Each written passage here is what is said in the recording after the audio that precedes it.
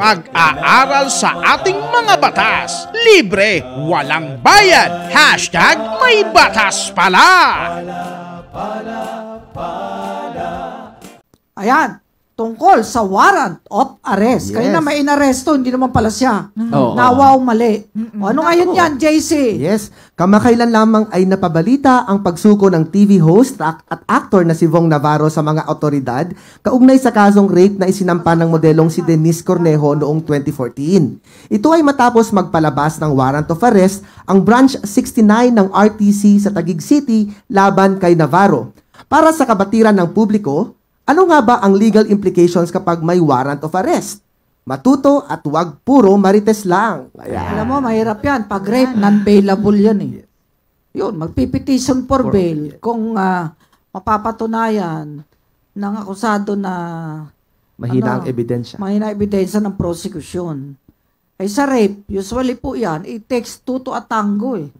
Yung babae at lalaki ang talagang nakakaalam niyan, no? Pero ang tagal na tong kasong ito. 2014 pa, Chief. Pumunta pa ng Court of Appeals para lang ma-resolve yung issue ng probable cause. At alam nyo, yung probable cause, probability nga lang yan eh. Kaya nga kung merong katibayan at merong iba pang complainant na lumilitaw, kasi tinitignan din ng CA yung yung propensity ng isang nasasakdal. Ayan. Alam mo, paborito ko yan si Bong Navarro no. Napanood ko yung mga pelikula niyan. Magaling yan magpatawa eh. Oo. Saka sumayaw, Sige, di ba? gagamboy. Oo, pero Ocho. nalulungkot ako na nasangkot siya dito. Siyempre, may karapatan din naman si Denise na ipaglaban ang kanyang dangal at ang kanyang karapatan sa batas. Kaya abangan natin ang susunod na kabanata dyan. Okay? Managot. Ang dapat managot. Dahil may counter-charge din yung mga yan eh. Di ba naglaban yan? Oh, may charge, counter-charge yan. Ngayon, ano nga ba ang warrant of arrest? Ayan, para sa mga nanonood at nakikinig, ito ay isang dokumento na ipinapalabas ng isang hukuman na nag-uutos na arestuhin ng isang individual dahil sa isang krimen. O sang-ayon sa Section 2, Article 3 ng ating saligang batas, Section 6, Rules 112 ng Rules of Criminal Procedure, ang warrant of arrest ay dapat ipalabas lamang ng korte kung may probable cause matapos ang personal na pagsisiyasat o pag-aaral ng isang huwes sa naging resolution ng prosecutor at mga ebidensya ng kaso. Ibig sabihin, kung may warrant of arrest na ipinalabas, nangangahulugan lamang ito na may kaso na isinampa sa korte. O yun, ay may expiration ba ang warrant of arrest, Kay? Wala po mga ka-netizens. Kinakailangan po na i-execute ng arresting officer ang warrant of arrest sa loob ng 10 araw. Pero sa tamang tao. Opo. Hindi mo ka-aresto, ipapalayo yung na-aresto mo. Kagaya na kanina. Papalag talaga. Opo. Sa loob nga po ng 10 araw sa tamang tao, matapos na matanggap niya ito. Pagkalipas po ng 10 araw, dapat mag-report ang arresting officer sa judge na nag-issue ng warrant sa status ng execution nito o kung bakit hindi na-aresto ang akusado.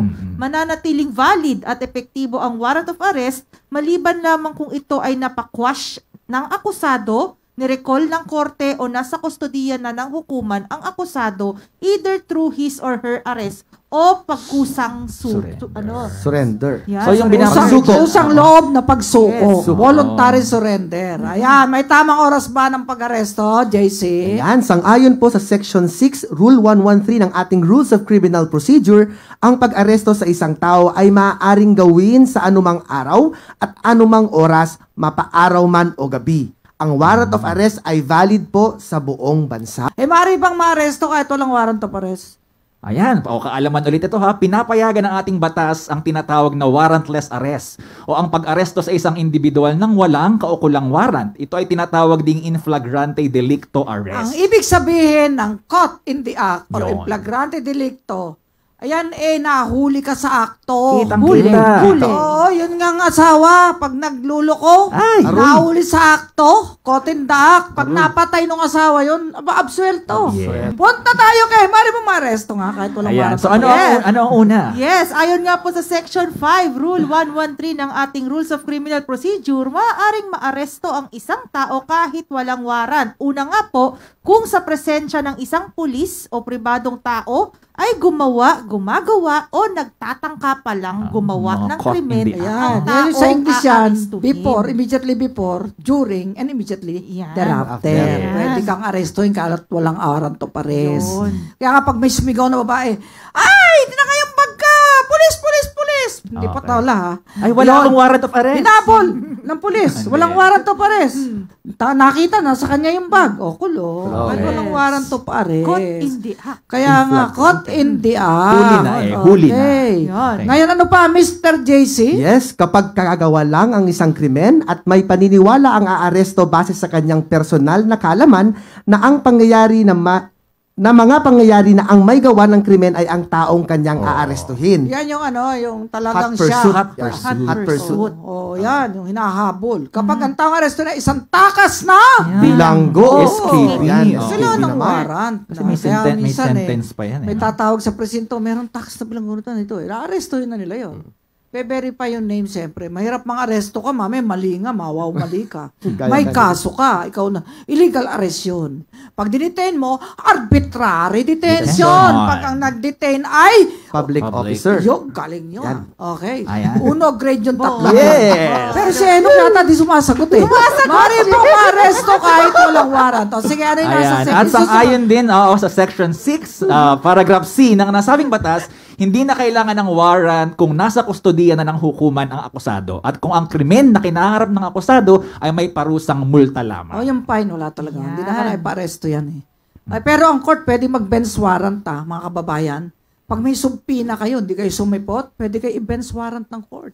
Yun ang mga akusado, kailangan umattend ng hearing, wala sang waiver, hindi sumipot, pwede mag-issue din ng bench warrant ang court. Hanggang sa ikaw ay pakulong, hanggang di ka, hindi nililift ng court, di ba? Kaya nga tayo po ay sumunod sa batas para hindi tayo ma-aresto. Aresto.